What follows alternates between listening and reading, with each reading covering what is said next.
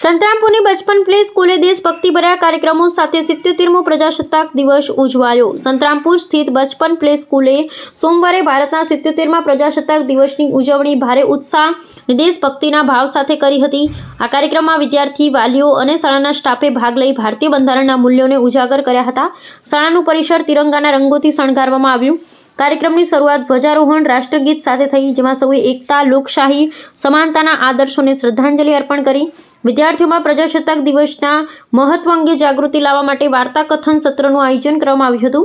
બાળકો માટે તિરંગા આધારિત કલા, હસ્તકલા, ધ્વજ રંગકામ, દેશભક્તિ, રમતો તથા વિવિધતામાં એકતા વિષયક પ્રવૃત્તિઓ યોજાઈ હતી, જેના દ્વારા વિદ્યાર્થીઓમાં સર્જનાત્મકતા સાથે રાષ્ટ્રીય ગૌરવની ભાવના વિકસાવવામાં આવી।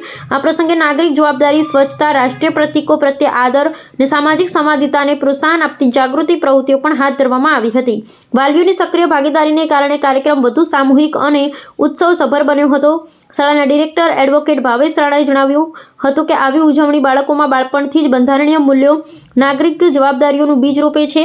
પ્રજાસત્તાક દિવસની ઉજવણી સકારાત્મક અને પ્રેરણાદાયક માહોલમાં સંપન્ન થઈ, જે બચપન પ્લે સ્કૂલની સર્વાંગી શિક્ષણ પ્રત્યેની પ્રતિબદ્ધતાને પ્રતિબિંબિત કરે છે।